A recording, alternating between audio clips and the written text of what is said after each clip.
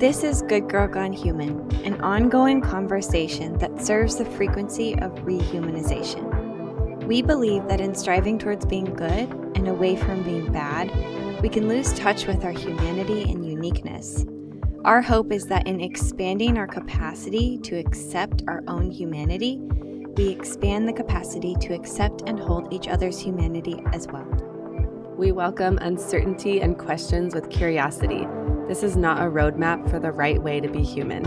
We hold tenderly how seductive and human it is to reach for a formula that will provide a sense of certainty and safety. This is not that place, but rather a place for dropping into our big, messy questions. This isn't just for the recovering good girls out there, but for every human who desires to peel off the layers that hide the wholeness of who they are. We want to tell the stories of how messy and complicated and beautiful it is to find ourselves in the aftermath of this shedding. There is space for your story, and we want you to join us on this journey of rehumanization. Hello, humans. Hello, Kristina. Hi, Holly. How are you doing today? I'm doing pretty good. Yeah? It's been a crazy life. I was going to say a couple weeks. Amen. And I am thinking of that thing on Instagram that's like, adulthood is just saying like, next week things will slow down until you die. I kind of feel that a little bit like, okay, we made it through a couple crazy weeks. And then I think, yeah, there's just more craziness coming, but I am feeling good. Yeah. How are you? I'm pretty good. I feel that so much. Like, we've been working really hard on this podcast, and there is like, okay, we got through this big milestone. Next week it just keeps being crazy. But I'm really grateful to be doing this with you and still feeling like a beginner and grateful to have you to do this with. Me too. So, with that, I'm really excited about this episode today because we get to feature something that is so important to you and is also so important to me. And we're going to be talking about your women's circles today. So if you didn't know, which I know a lot of you do, Kristina leads a circle space, this sacred circle space for women seasonally. And it's this time to gather and drop into ritual and really be together and support each other in person as women. And it was actually what reconnected us. Like, I like to say we kind of orbited around each other in childhood. We were never like friends, but I remember your face, all that stuff. But I got invited to one of your women's circles, and it was like I had this sense of, oh, I've been looking for this for years. Mm-hmm. And it was this sense of belonging. And I felt so like safe and welcomed into the space that you created. So I'm really excited to bring that beautiful work you have created to our podcast to share the magic, the beauty, and like the sacred space of it here. Thank you. Yeah. I know it's such an interesting thing that you came to that circle. That was spring, right? Mm-hmm. Because I had invited one of your best friends to my very first circle, which was actually kind of random. She came into my life really randomly again, but it doesn't feel random now, just seeing how that led us to these chairs today, Seriously. It's so wild. It feels kind of magical because didn't you say you like ran into her on the beach? Yeah, like in the And you harbor. were like, you would belong here. You'd fit here. And she was like, I'm there. And she didn't invite me to that first one, but No. she really liked it. That first one, was really, let's just get into it. That first one tell us. was, 8 people, 7 women and me that I knew would like it. Mm-hmm. You know what I mean? It was like, I'm doing this new thing and I just like want to play and figure out what it is. And so it wasn't like some big open invitation. It was like my closest people because I wanted positive feedback, some real feedback, or maybe I would do it one time and be like, I didn't have a big plan, where it was like, okay, then I'm building this whole thing. And so I just like wanted the feedback. If we like it, let's do it again, And so, yeah, it was definitely a smaller group that first time. Yeah. And it's cool to like hear that and look back because I wasn't there and just wow, that has really opened up so much in your life and so much in everybody else's life who has attended. And so I'm just feeling like the sweetness of that and the connection there. But I kind of want to like rewind a little bit. Like, can you tell us, what is Circle? How did you come to that way of living and like decide it was important to dig in and create that space for others? It's such an obvious question to ask, and it's also one that's like so hard for me to answer because I wish there was like a moment I could pinpoint, but there's not really. I think some of the language I have for it now is through human design, like talking with you about being a manifester is my type, and learning more about what that means, and that like I just like make things happen. That language makes sense to me because I think what happened is I lingered on a video on Instagram for 3 seconds too long, you know, about a women's circle. And so it was like, oh, she likes women's circles, you know? So the algorithm did its little magic of its own, which sometimes can be a blessing. And I just started seeing more things about like women's gatherings. And someone came into my feed. The Goddess Space was the name of the Instagram. And she was at the time releasing a book. And so I pre-ordered the book called The Women's Circle, How to Gather with Intention, Meaning, and Purpose by Anoushka, Florence. And I got that book and I was like, okay, I think by the time I pre-ordered it, I was still kind of looking stuff up, maybe like watched a YouTube video. What is a women's circle? And I'm not a huge researcher. That's not my way of living. My friends know this about me. I'm just like, I'm so curious about how that works. But like, they're like, let's just like look it up. I'm like, no, that's boring. No, I wonder who that actor is. Like, let's just look it up. I'm like, no, I'm just wondering. I don't really care. You know, like I just don't, I'm not a big researcher. So me even watching like a YouTube video about what is Circle, like I think I knew, oh, I like actually really care about this. There's something in me that's feeling really intrigued by this. Then the Anoushka book came, The Women's Circle, and I read through it, and she talks about what circle is. And the way she describes it is that it's this ancient practice. It's one of the oldest known forms of social interaction that's documented in drawings and in lore and things like that. And in all different cultures across all time, there's this picture of women gathering in circle. You could zoom out and just say people gathering in circle. Men were also gathering in circles at this time, and communities were gathering in circle. There was a lot more communal gathering, just in general, if we're talking about ancient times. And so people would gather, there'd be this circle and lots of like communing, delegating, deciding, debating, like it was all done in this circle space, which we can kind of picture, I think. And then there would be these times where men and women in certain cultures would circle separately. And there's a big history around like the red tent, women gathering separately during times of menstruation, and that there seems to be evidence that a lot of women's cycles would sync up in these close-knit communities. So they would be like menstruating around the same time, and they would pull away and gather and be in circle. And that's like this red tent. And so then from there, you know, circles kind of grew to our understanding, and they started being a little bit more about seasons, cycles, moon cycles, life, birth, death, beginnings, endings. Like it kind of expanded out. But the interesting thing is when you read a lot of literature about this, the literature that there is about this, it says a lot like there's not a lot of documentation about this. And I think once you've sat in circle, you're like, oh yeah, like circle is sacred. We talk about it being a closed time. It wouldn't make sense to like disclose what happens in circle, or why would it be written about in like historical texts? It was a sacred communal time for the feminine. And so that kind of helps me make sense of like, oh yeah, that makes sense to me now because we've gathered like that. But that was kind of the history of it that got me going like, okay, I was coming out of, as we've spoken about, like faith communities and really consistent, intentional community.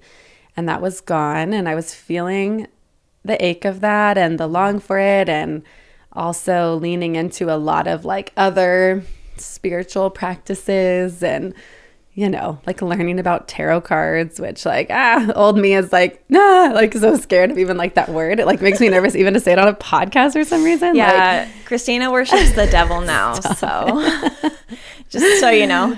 Stop it. On the record. No, it was so interesting to me to like learn about these intuitive practices. And so Circle just felt like this interesting thing. And so one of the things I read, and in the Women's Circle book, she gives different ideas of ways to gather, kind of like a little template. And one of the things was the seasons. And I do not remember giving it a ton of thought, but I remember going like, oh, okay, it was probably summer. I get a lot of creative juice in summer because I'm not working my job in education. And so the next season would have been the fall or autumn equinox. And I just gathered those 8 friends and said, I'm going to try this thing. And I kind of used Anoushka's template, and I kind of used some things from online, or I pulled some ideas or phrases from women's breath work that I had been to, or other little things. And I just tried it. I don't know. That's like the funny part where I'm like, there's something I say in Circle, like, this is our birthright. Anyone can do this. Sitting on a couch with 2 of your friends is Circle. And also it can be this way. And we'll talk more about like why I like the ceremonious part of how I do it. But I just said like, I'm going to try it. Sure. I love that. I don't think I knew that full story, where it does sound so very you, where you're like, okay, we're doing this. And also the fact that it hooked you to where you were going to research it and how that felt newish to you, or at least you're like, I'm curious about my own, like that inner feeling of like being propelled towards it, and the algorithm gods serving you more things to consume. But I just love kind of like the magic of it, of like, yeah, maybe even that manifester energy, but you're like, I want to initiate this in my community. I have a book. Okay, let's go. But then also the part I didn't know is, of course, it's not like highly detailed in ancient texts because it was sacred. What came up for me was that is like juicy mystery. And so I felt like you researched maybe as much as you needed to like try it with your friends. And the way I experienced it, not that first time because I wasn't there, but in general, is like that you create a lot of room for that mystery. Like you're like, I have the bounds, I have the things to say about this season, but the magic and the mystery of just sitting all facing each other and holding each other cannot be planned, and is like you are holding it with your creativity and initiating us all into it, but there is this like mysterious power to it. Yeah. It felt like this culmination of all my gifts, like I think as a teacher for so long, I can explain things well. To keep talking about human design, it's like to inform is my strategy, right? Yeah. Like I love that. I love teaching, and I love people learning, and I love learning together, and in a really organic, hands-on sort of, as the non-researcher I am, lived sort of way. I'm really activated in my feeling and doing sort of centers. Yeah. And that's an Enneagram thing that I'm thinking repressed, but I'm doing and feeling like strong. And I feel that. It's like, I want to do it. I feel it in my gut. I do it. Like I just can jump a little bit. Mm-hmm. And so it took the teaching, it took my willingness to be new and try new things, my desire to gather people, the mysticism that I try to hold, and the practices I had been learning, like meditation and witnessing and cyclical living, and it just like bundled it all up. And so after that first one, it was like I got good feedback from my sweet friends, and they were like, we have to do this again in winter, right? And I was like, okay. So then it was like we made it through a whole year like that, and then the next year it grew, and it's kind of grown and grown where, some seasons now I do 3 circles for that season, and that feels really exciting to see it grow. But the base of it is like a lot of me, and I go to other circles now. I try to like find other circles and things. So I've sat in under a couple different leaders, I would say, maybe facilitators. And it's like they have their own flavor on it. And sometimes I'll sit in this circle and I'll be like, oh, I want to do that at mine because it's so amazing. And then I think, oh, it would actually feel really inauthentic for me to lead what that person just led because it's so their flavor. I love that I got to experience it. I was probably experiencing it in a different way because when I'm facilitating, the circle is different for me, right? I'm holding the space, I'm moving the time in a certain direction. And every now and then I'll have moments now, more and more I can settle in and have moments now where during share time, I'm like, oh, during that meditation, I had this really cool vision. And I always kind of chuckle when I say that because I'm like, that meditation I wrote was so great. Like even I had a moment with it this time, but you know, I am starting to be able to like also participate while I facilitate. And I feel like that's been a really cool development this last year. That's really cool. Just the story of you being brave and being new. And then your friends like, we have to do it again. And now it is what it is now. And I do kind of want to like unpack if you're willing. You did grow up being kind of like a leader at church and like you've always had these gifts that you're now using for Circle. And there was this, I mean, maybe I'm like speaking too much for your experience and you can be like, no, Holly, that wasn't it. But like my perspective of hearing you talk about it is like there's this way of living which was in community at church and all the rituals that church just like naturally has. And then there was this loss and this void. And I'm curious, like, you know, how your skills that you used in church and like it almost feels like a reclaiming of community spaces, of using your gifts to lead. And I just kind of want to hear a little bit more about your journey, just even thinking about this setting we're sitting in right now of our Good Girl Gone Human thread here of like so much loss and grief of a faith community and how life-changing and like lonely that could be. And I'm just sitting with the beauty of then you created something that was similar but different. And then like from my experience of it, it was when I went, I was like, oh my goodness, I forgot how much I was missing just this space to be held and show up. And there's guardrails too. It's not like a free-for-all, like hours and hours of everybody like being therapized or something. So yeah, I don't know if my question is clear, but just kind of want to hear a little bit about that journey of like reclaiming that community ritual.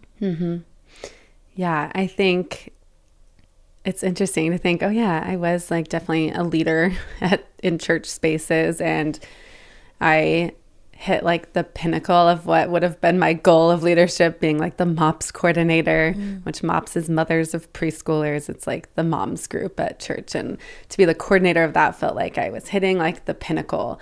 And I just have this kind of personality where, I look for leadership. I'm drawn towards it. When I go into spaces, I can sometimes sense like, I kind of remember like being at MOPS, even like really postpartum and like not doing well and thinking like, I'm going to lead this one day.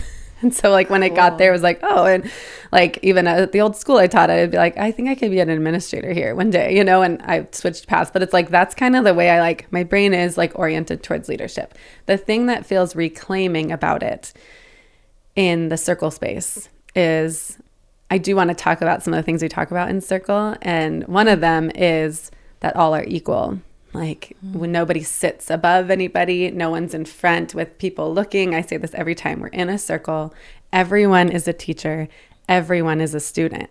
And I think even as a teacher, we've talked about education where it's like the teacher has authority and the teacher has things to share and the students are listening. I've always been postured myself in a way to be separate is what I've noticed. And there's something maybe that felt safe to me about leadership because I wasn't part of the group. Even though that can sound isolating, it was like I'm something different. I'm experiencing something different. There's maybe a little control piece in there, just a tiny bit.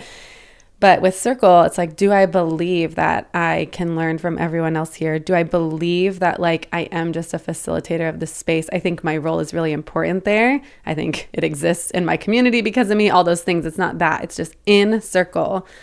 Can I reorient myself to be in this leadership role and equally part of the group?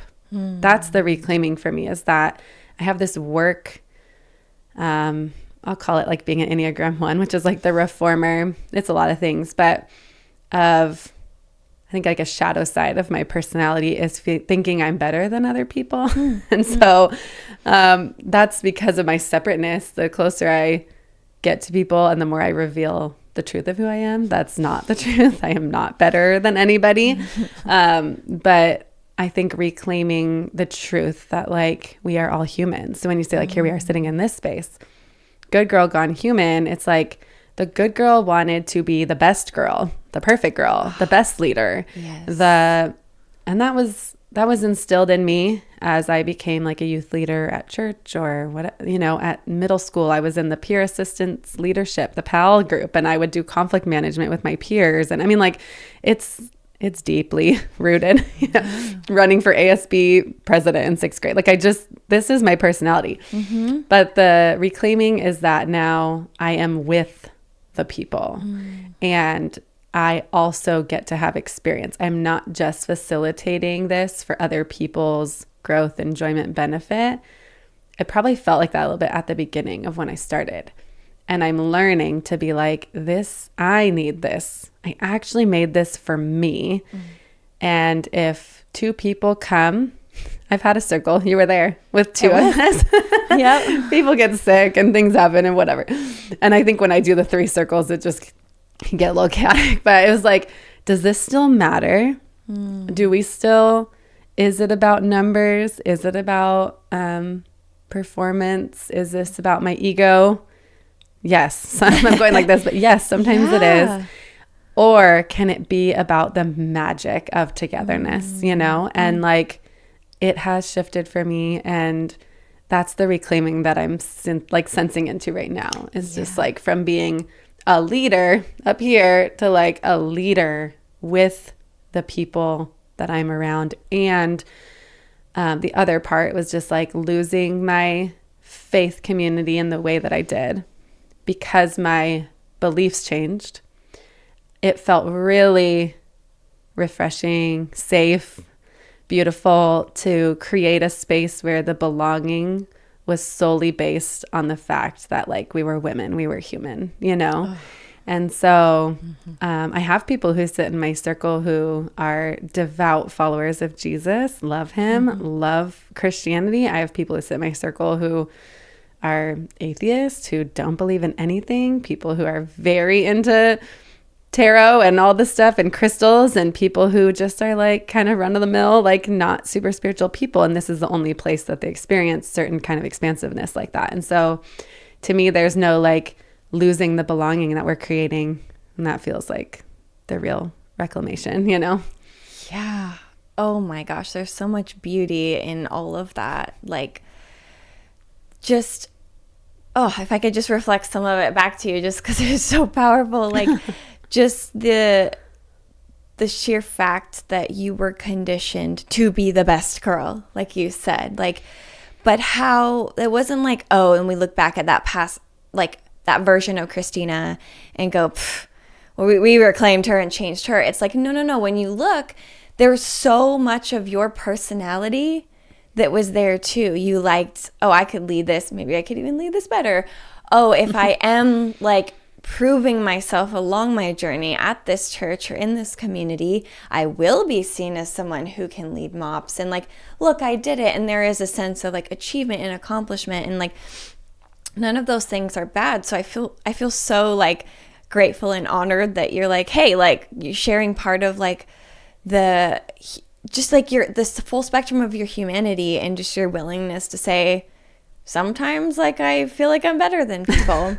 And like looking at expanding enough to love all those parts of ourselves Whereas like, I'm not saying this is what you experienced, but like kind of like something I've seen in church communities is there's this, I want control, I want to be a leader. And then once the woman or whoever is the leader, then there's this false humility of like, serve it, like whatever. So it's like, I am just here to serve. And, but you can feel this like, I'm in charge, bitch, like energy that they're like pretending isn't there. So it's really refreshing to hear you say like, okay, I was raised to like be a super good girl and I fucking nailed it. And I got to like the highest like leadership position, at least in your mind, and how along the way your gifts always belonged to you. And that when now that you're on this side of things, you can look back and say, oh wow, all of my gifts are still here. I was even hearing like sometimes control can be seen as like a bad word. Honestly, I think that is one of your gifts. And what you did is you just gave it a new job. You said, okay, I lost this faith community. And because of the algorithm gods on Instagram, like I'm hooked on like, what is this circle thing? And then you got to have control over what your new spiritual space and ritual looked like. And it was uniquely you. And you invited, I love that you also highlighted the different kinds of people that are drawn in, because as I have gone seasonally to all your circles, it's like, oh, I've never been in circle with this person before. And like, it's been really like expansive and humanizing for me to go and be like, oh, I know this person is a Christian. And oh, honestly, like they're so accepting of me who is not. And that's always honestly kind of a scary in the back of my mind, like really afraid that maybe we can't all expand our humanity and love each other. Maybe we do need to have sides. And so what I'm hearing is just this beautiful journey of like, you're kind of doing the same leadership things you always have because you're you, and you created this beautiful practice for you to get to belong and be equal, while also like, I am in control of like what happens here, and that actually benefits everyone here. And then it feeds back into like, oh wow, I got that community and that belonging and that remembering that I'm not sitting higher. I'm like one with all these women here. And so the beauty of that just like arc and connecting it to all your past versions of you, but not shaming them. Just watching her evolve and change and grow is just really beautiful. Thank you. Thanks for reflecting that all back. Yeah, it's interesting to hear you talk a lot about your experience being in circle and what that's like, because I get a lot out of circle in the planning and in the curating a playlist, writing a meditation, learning about this season. It's actually like activated a little bit more of my learning brain of just like this seasons. But the thing that circle has done for a lot of people, myself mainly, and then I've just heard this story from a lot of people, is that it's become like a way of life. And that's what's really meaningful to me. My Instagram for all that is Living Circle. And I think that's kind of the meaning behind it, is it's not like it's a living circle. It's that we are living circle. Like it's the verb, we are living circle out. And so some of that is, we've sat in circle I don't know, like there's been like, I'm like 4, 8, like 10 seasons or something that we've done together, some of us. And, so there's starting to be a rhythm, right? And that's where like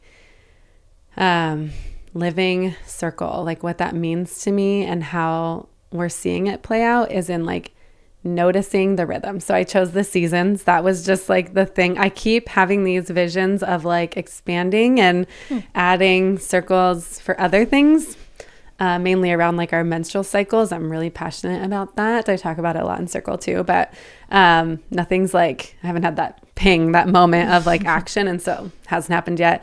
I've led circle for a bachelorette party before, which is really special, and also a challenge because it was like women, I didn't know all of them. And how do we like bring it's like they consented to be at a bachelorette party, and also we're like doing this deep thing. And one of the girls, we were like in the car driving, and she was like, yeah, I'm like worried about the like woo-woo circle, like when we're doing that, because the bride like put in the schedule that we're going to have like this women's circle. It's like, I'm super worried about that. I am not an emotional person. I don't want to like open up to people. She's just like telling me this in the car, and I'm like, oh, cool. Like, I definitely haven't been planning this whole thing. You know, it just made me like so nervous. But the feedback from that experience was like, just seeing how everybody does settle in and like they do show up was like really beautiful. And then we've talked about my divorce threshold, that like I created that moment with you, co-created that moment with you for myself, and have offered that for other people. And so this rhythm that we're getting in and living this circle kind of life is a combination of the kind of norms that we talk about at the beginning of circle, and the practices within circle, and then also this honoring of the seasons. And I think there were just so many years and seasons of my life that it's like, oh my gosh, what time is it? Where is it? Like, what's going on? And so looking at the theme of being a woman is that we are cyclical. That's a lot of the imagery that we have in the like sitting in the circle, the altar space that I create in the middle with like a pillar candle and like lots of flowers or crystals or different things based on the season. And like the candles that are laid out between each woman, there's a lot of like circle metaphor, the shape of a circle, and that women are cyclical in our cycling is like really big, and that the seasons cycle. Yeah. And I think I've seen a lot of people, and myself included, just like have a better awareness of our lives, you know, and what's happening. Katherine May, in her book Wintering, she says like rituals like provide this sort of opening to do things that you might feel silly otherwise doing. And she's like, one of those things is like a voiceless awe at the passing of time. Oh. And that is what my circles, I'm not speaking for everybody's circles. They're so different. They can mean so many things, and they're so vast. So like, if you're listening to this and you're like, I want to find a circle, you probably could. Like sometimes they're on Eventbrite. I mean, you can literally just look up women's circle, or I don't know. It's men's like kind of, men's circles. I don't know as much about those, but I hear they exist. Eventbrite might have some. And so like you can find them, but you're going to get a different experience, obviously, each one you go to. Yeah. For me, it's this voiceless awe at the passing of time. So for those of us who sit in circles seasonally together, some people I only see in my life at the seasons. So it's like a real marker of time. Yeah. Like, oh my gosh, it was 3 months ago that I saw you. What has happened since then? Sometimes it's a blur. Sometimes I'm like, that was only 3 months ago. I've lived 3 lives since then. But there's this rhythm. There's a metronome to follow that's giving us just like this ability to notice, you know, like, and I think that ability to notice the changing in the seasons, or notice the changing in my cycle, in my body, or notice whatever the like cycle is, it helps you to like deepen into the reality of being alive. That's like the only way I can like, is like just that, you know, just like I am alive. I have a body. I'm part of nature. Yeah. Like all of that feels so juicy and like good to me. I get excited about it. I love all that you're pulling out here because, well, one, I've had the privilege of experiencing it. So I'm like coming from a different perspective of a participant. And my experience in participating is it really has oriented me towards the seasons. And as you were just talking, I had a memory of at one summer circle, I was just deeply tuning in to what you had prepared for us, like the meditation and just all the symbolism of summer. And I remembered how I felt at the previous summer circle. And it was pretty different, what I was holding then and what I was holding that summer. And it was just, it provided a sense of like closeness to myself and also to do that within community, to really like take a pause. And so on one hand, it's like, it is this super spiritual, like this ritual, but I'm also hearing that it is quite simple in that, you know, sometimes, especially like us coming from faith communities, people are like, what are you doing? Are you like sacrificing men or something? Whatever. I wish. No, nobody's actually asked that question. I'm being ridiculous. But people have been very wary and nervous about what I'm doing. You're not wrong. Yeah. And so I'm like hearing you speak, and I'm just like, oh, every time I go, I'm like, I wish every single woman and human, but because this is like a really, like, you're really passionate about women's cycles and us like meeting together. It is an important part of being human, and it's an ancient part of being a woman. Anyway, like that, it sounds so like big and grand and spiritual, but truly it's like we meet together, we say, how are you? We have some snacks. We literally sit in a circle and you make it beautiful. We all consent to being there. You have some guidelines for us to like follow, which actually I'll ask you about in a second because I think it's fascinating. And then you talk about the season that we're stepping into. Then everyone could go from, I was just at a normal life doing this, worrying about this, to, oh, now I'm thinking about the context of my mundane life. Like thinking about my mundane life within the context of we're stepping into a new season.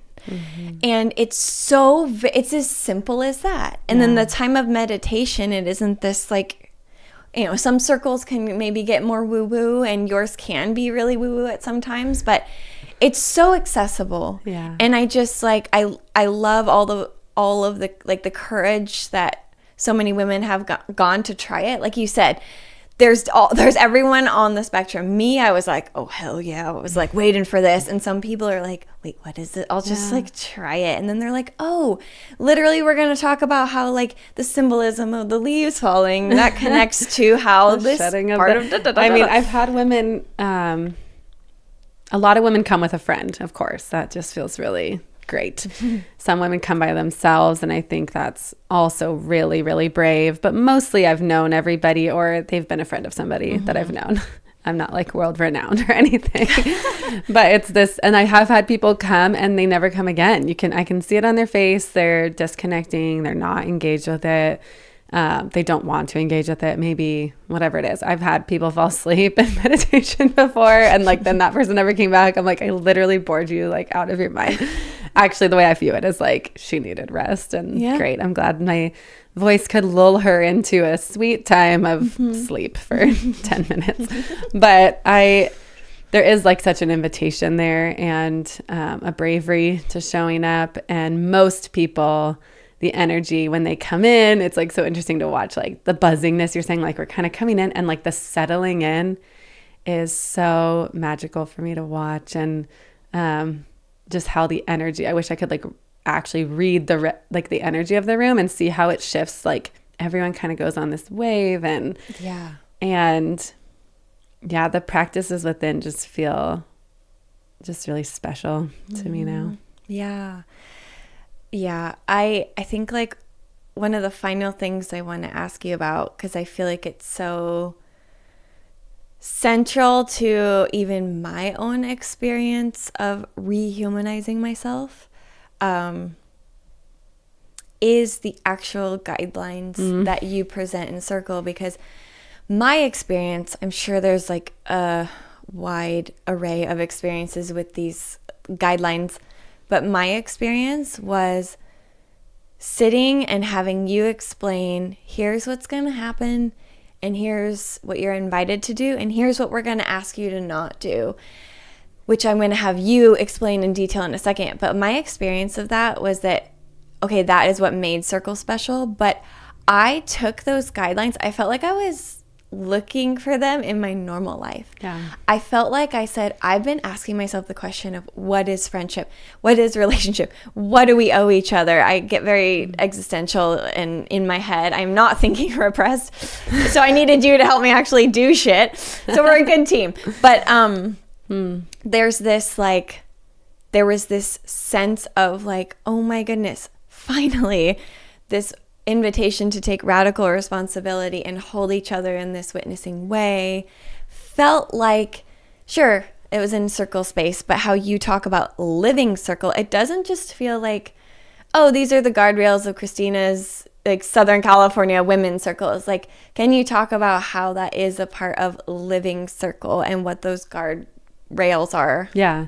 I think it's funny. I have an interesting relationship with the norms because every time there's this tension in me that I don't want to say them. And I sometimes say that like, the norms, you know? And I actually had a circle where I was like, everyone sitting here has been here 5 times. Let's just get into it. Let's just get into the thing, the season rules. stuff. And I did. I skipped the norms and it was chaos. I don't know how else to word it. We were interrupting each other. We were like doing all the things that I'm about to tell you we do or don't do in circle. And I was like, oh yeah, 3 months have passed and we need to recenter. We need to like get ourselves back because there's a lot of ways that we gather as people and the norms are what make this different. It's the same thing as like the visual cues. I say in circle that like we could be on the couch and that could be circle, right? It's just gathering with intention, purpose, and meaning. I love the fanfare of it. I love the altar space. I love the visual cues because our brains are so quick to leave our body. And the practice of embodiment is your brain and your body being in the same place at the same time. So when my eyes are seeing something, it's like my body is drawing me back into the space. And so the norms are part of that. So we talk about, I think one of the important aspects of circle is that when we get there, everybody has a candle in front of them and you'll say your name. I do feel like I'm revealing like a secret. Okay, you can say no, I want to tell. It's just okay. so funny. Like I've never like shared this outside of circle. So anyway, enjoy. Wow. Everyone says their name. They say like an identifier, how they want to identify that night, which could be anything, you know, their job or their Enneagram, their human design, their favorite ice cream. I always kind of say that. Like it doesn't have to be deep. It doesn't have to be. It's just like sometimes people are like tired. And that's all they want to say. Yeah. Sometimes people are like, I'm really relating to my job right now. And this is why, because I got this promotion, whatever. So you say your name, your identifier. Sometimes we'll say something about how we're feeling about the transition into the season. And then you light the candle that's in front of you and you say, with that, I'm in. And that's kind of that consenting that you were talking about. Like you're entering the space. That's like the first ritual, right? Is like, I am here. I'm consenting to be here. I'm consenting to participate with the freedom that is allotted me. And I have this visual symbol, this little candle flickering in front of me that reminds me that like, I'm part of this. And as we watch the candles light around the circle and it comes back to me, it's like, it opens it. Like we feel the circle is open.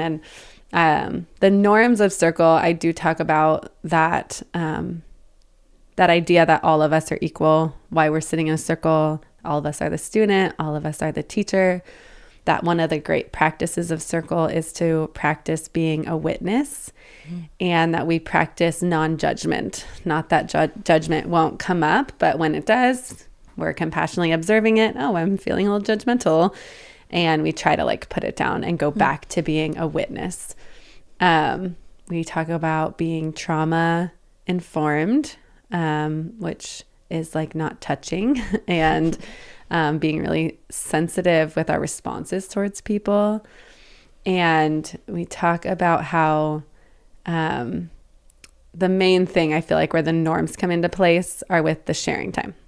And sharing time is a good half of circle. That's really everything that happens before share time is a settling in, is a deepening, is maybe giving us some common language, maybe that doorway to thinking about something that might feel silly, like the leaves falling from the tree and how we have things that are shedding from our lives. And outside a circle, it might feel a little silly or something, but it's all building to this share time.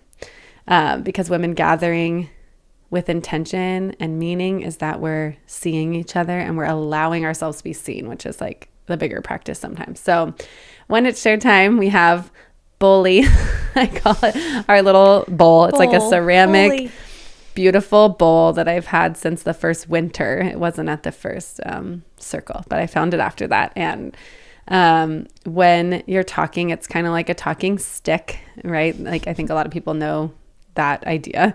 But a talking stick, if you like imagine holding a stick, it's like a very linear just in its shape. and it postures you in this way that you like have something to say, right? Like you're trying to make a point, and it just like kind of, I don't know, like your shoulders kind of like go up and forward, like you want to say something when you imagine holding a stick in your hand. And then the bowl has our circle symbolism. And when you hold the bowl with two hands, it like lowers your shoulders. We always like kind of soften. And it's that symbolism as we hold it with two hands of like the duality of life, that like this can be really hard and I'm grateful for it. I don't want this to be happening and I have to. Like whatever the two things are, I'm grieving and I have something that I'm really excited about, and can I expand to hold both things, you know? And so there's a lot of symbolism in the holding of the bowl. And then whoever's holding the bowl, it's like her turn to be seen, to be held, to be witnessed. The biggest practice is that we are not in conversation in circle. And it's literally just a time to witness that person. So some of that trauma-informed stuff is like we don't touch, like if someone's crying, we don't like reach over and put our hand on their knee and we say like, oh, it's okay. No. Or if someone's sharing something, I feel this way about myself. As women, we're pretty quick because we love and want to connect to be like, no, you're not like that. Oh my gosh, no, here's what I see in you, and reflect all this goodness back to each other. And that's great. There's nothing wrong with that. In the circle moment, it's like giving us permission to just be however I want to be. We're not solving. We're not in conversation. We're not fixing. I'm just watching you be how you want to be in this moment. And then this is where the phrase that we say a lot, we've said it a lot on this podcast, we say it a lot in real life, radical responsibility. That's a circle thing. I don't think I made it up. I'm sure I heard it on YouTube, but I've said it at every circle that you have to take radical responsibility for your needs. So if I'm sharing and I'm crying and I want touch, I can reach my hand out and ask the person next to me, can you hold my hand? Or can I, whatever. I'm going to ask for what I need. And it's also that if someone else is sharing, I'm going to take responsibility for myself. If I'm feeling triggered by something, some really heavy, terrible, hard things are shared in circle. And if I need to like go to the bathroom, people won't know if I'm going to the bathroom because I have to go to the bathroom, or if I cannot hear what this person is talking about, but it's my responsibility to take care of myself in that moment as I'm sharing, as I'm witnessing. And that radical responsibility has definitely trickled out into a lot of our lives. I hear a lot of people use that terminology. And then the last kind of like guardrail, I like that word, is just confidentiality. And I really like sit on that for a minute because I have shared before that like if you come from religious spaces, there's a little bit of trauma. I called it prayer circle trauma of like sharing things through prayer or asking for prayer for people, but it's really just like, oh, pray for so-and-so. Did you hear? She's got this going on. Her kids got this. It's like, it's a gossip train essentially. Let's like, I'm not saying all prayer is like this by any means, but there is a cultural thing that can happen that's gossipy about prayer. And so there's this moment where we say everything that's said here is sealed into this time. At the end of circle, I seal the circle closed kind of symbolically, ritually. And that means even if somebody who's in circle with us is sharing something, so maybe Holly and I both heard what our friend said, we're not going to talk about that outside of circle. It's sealed in. If I share something in circle, Holly is not going to like approach me. I always say like, I might feel really safe to share this thing in circle where like there's candles and flowers and it's dark and like I'm looking into the eyes of these beautiful women and they're holding me and I can share something really vulnerable. If I run into you in like the harsh light of Target, I don't want somebody saying like, how's that thing going? Oh, I've been thinking about you. It's like, no, there's no permission to bring this up ever again. I can take radical responsibility and bring it up to you because I know you already know what's happened. But it's really an interesting shift because I would be like, oh, I shared something with people. I want them to check in on me. We're learning how to take care of ourselves within community. Yeah. And so those are like the big things. That was like very long-winded, but that's like the essence of just like, okay. And then we begin. After all those norms are there, then we talk about the season. Then we do meditation. Then we share. And after sharing, sometimes there's like a little practice. I've made people dance before. that can trigger some people, but dance is a whole nother thing I could talk about for hours and hours. In our bodies and movement. Sometimes it's just a little blessing or a prayer or another moment or something. And then we close the circle. And that's kind of like, that's the gist. It is simple. Like you said, it's not I say all the time, anyone can do this. Anyone can do this. The fanfare is because I love it. I want the music to be perfect because I love when music builds into a moment. You're really good at selecting music and like pushing play at the exact moment it needs to be played. It's definitely like it's an orchestration happening of mood and time and space. And that's a gift that I'm honing in, and like a skill that I'm honing in, how to like do that logistical side while also like holding energetic space. And so that's circle. Yeah, it's a lot to hold. And when I say simple, I mean the practice is simple and like ancient and human, but like what you're holding as a facilitator is actually like a lot. And so it's really cool to hear your process of like, at first it was this like leadership thing and this new skill, and now you find yourself like, oh, I was able to settle into the meditation myself with everybody, or share something different than I shared at last night's circle, and like participate in a new way. But the simplicity of it, I feel, is like why it feels so connecting to real life, why people are like, this isn't just 4 times a year and I never think about it. It's like it's become a living, breathing thing, because I believe it's connected us all to our humanity.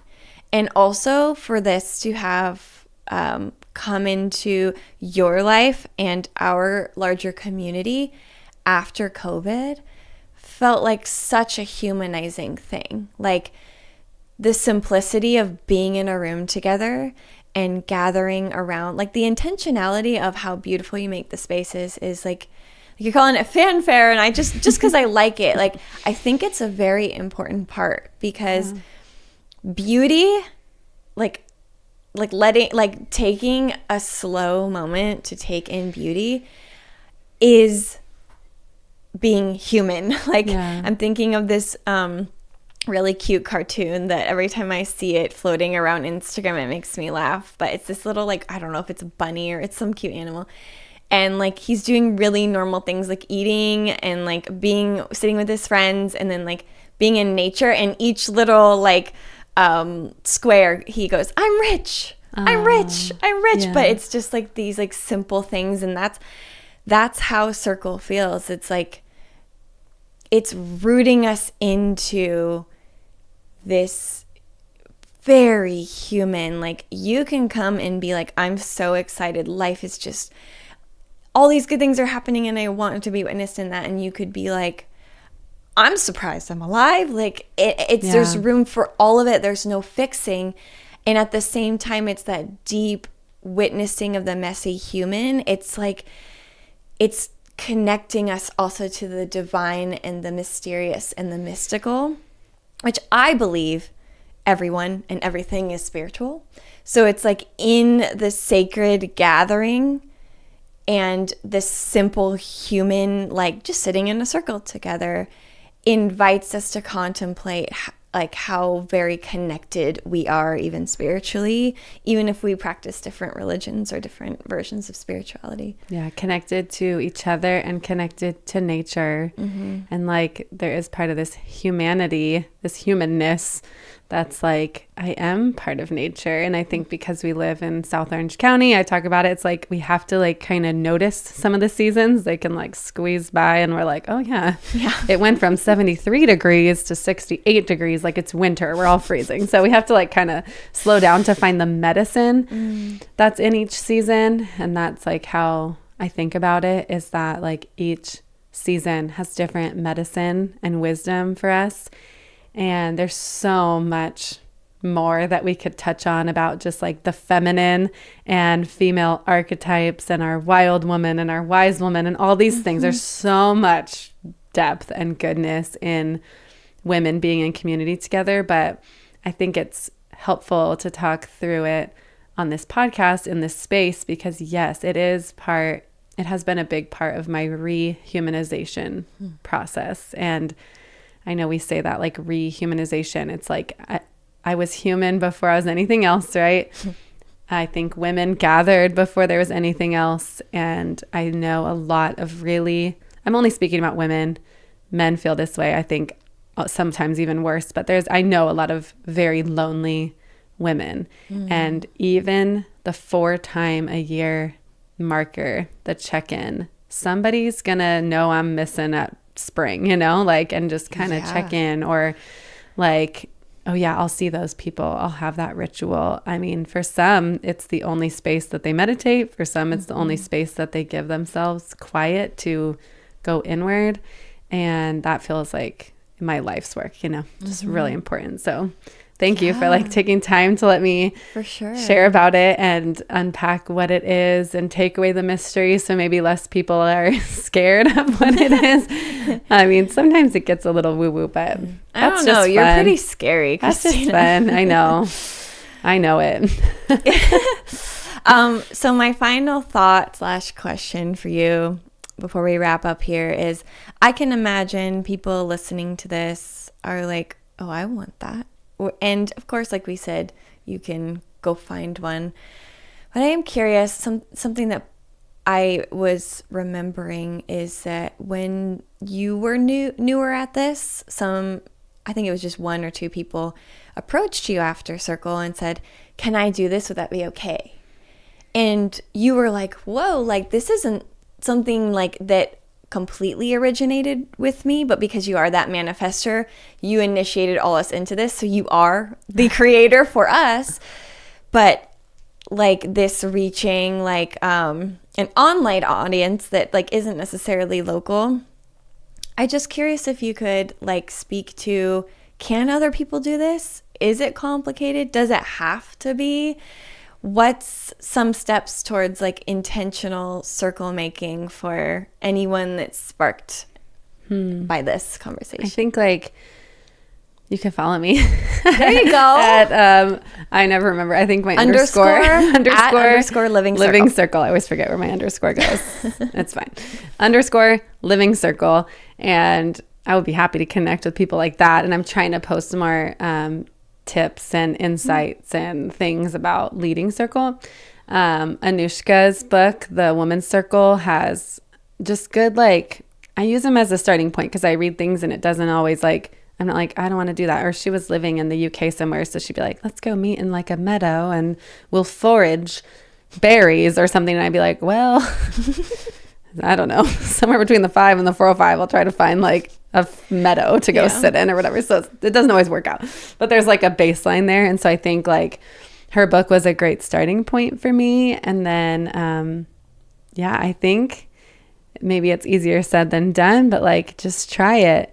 And I think if you try it, you'll see the need for it for yourself and for others. And, there's no formula. I do mine in a very formulaic way. It's become very predictable. And I think that's part of what helps people deepen into feeling safe faster, is like, I know what to expect here. Sometimes there's a craft, in the spring and summer, there's like a more hands-on thing. In the fall and winter, it's more slow and introspective. But my advice or like next step for somebody, maybe like do a little Googling women's circles and then your town name or something and see. You might find one that you like. You might go and see, oh yeah, I really could do this. I didn't like that part, or that part didn't resonate with me. I think just gathering with intention, purpose, and meaning. So can you have a time where you gather, you call together women, you say, let's like get together, but not in this flippant, like hang on my couch, eat candy, watch shows, just, shoot the shit sort of way, which that's important too, but yeah. But hey, let's like, could we gather in like this different way?